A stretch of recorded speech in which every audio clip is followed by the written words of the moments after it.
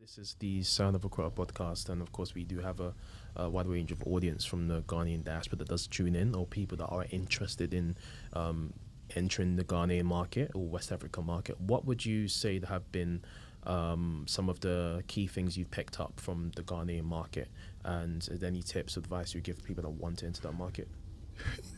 I mean, from my point of view, what I would say is in terms of what I've seen that makes Ghana an attractive market.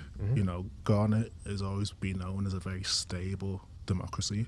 I think the last time I checked, it's off the top of my head. I'm going to remember this. I think it's had 8 consecutive elections which have gone on fairly democratic, no issues, extremely stable economy. It's actually hosts the AFTA Secretariat, so it's the home or the headquarters of the AFTA Secretariat. Got one of the largest populations. It's got a very strategic point in terms of how to access Africa. Got 2 very strong ports. I think Tema and was recently redeveloped. You're good. You're good, yeah. Accra Airport as well is probably one of the best airports in Africa. Well connected to the rest of Africa, well connected to Europe, well connected to the US, well connected to the Middle East as well. So what I always say is, why not Ghana? Ghana is one of those places that, although it's not the biggest economy in Africa, I think it usually fluctuates between 7th, 8th, or 9th in terms of GDP within Africa. I think Nigeria's up there for sure. Yeah, Nigeria's number 1, but that's a different conversation. We're not here to talk about Nigeria. Okay. We do love our Nigerians though. Yeah. Brothers and sisters over there. No, 100%. Like, I think this is a conversation. You're from Nigeria. Yeah. How can we not shine spotlight at Nigeria? But Ghana, for me, although it's not the largest economy, it's probably one of Africa's shining lights when it comes to democracy and to stability. It's a market that I've seen a lot of people who are interested in Africa or interested in the West African region base themselves in Ghana because they know it's a stable economy. It's had, as I said, 8 consecutive elections which have gone fairly smoothly. Pretty smoothly. There has been a little bit of drama of recent, but yeah. Comparatively to other African countries, Absolutely. it's very smooth. Also, the Ghanaian president is the chair of the ECOWAS, the West African Economic Community or region. So I think, although Ghana is not the largest economy, it's very strategic, very pivotal. It's very important from a political and governance point of view in terms of the president being the chair of ECOWAS. It hosts the AFTA Secretariat in terms of the headquarters. It's in Accra, has a state-of-the-art airport, 2 really functioning, well-run, efficient ports.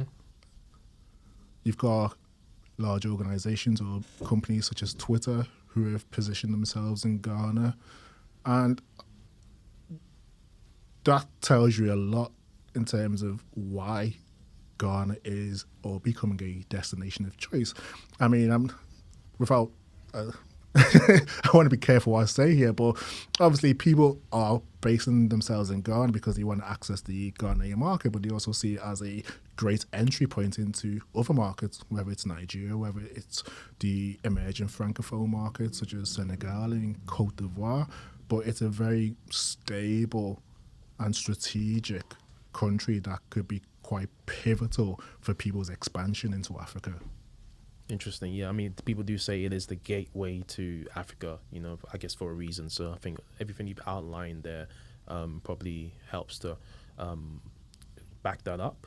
And any kind of like high-level advice you've maybe given to clients that want to enter the Ghanaian market? I think for me, it's always going back to the very, very basics in terms of sometimes it's always Ghana's a great place to go on holiday. It's always good. I think there's a very important thing that is missing that Ghana has capitalized on in terms of the link between tourism and trade. And I think Ghana has been very, very strategic and smart in terms of how they've used tourism to stimulate trade.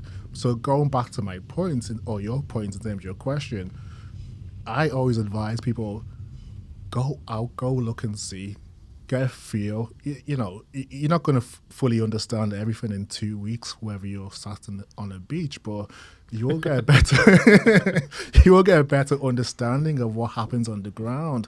I've worked with companies who want to access the Ghanaian market, and they talk about the kind of informal economy, this and that, how things operate from the data and the statistics. And I say to them, go out to Ghana, go to the markets in Accra, see how people operate, and what you see in the data is not generally the reality. That woman who is sat in that store selling products, she sends her kids to university in England. She's turning over a lot of cash. She might be unbanked, but she's unbanked for a reason. Do you understand? And people don't understand some of those nuances, such as those little details. Just going out, having a look, seeing what's happening, speaking to people.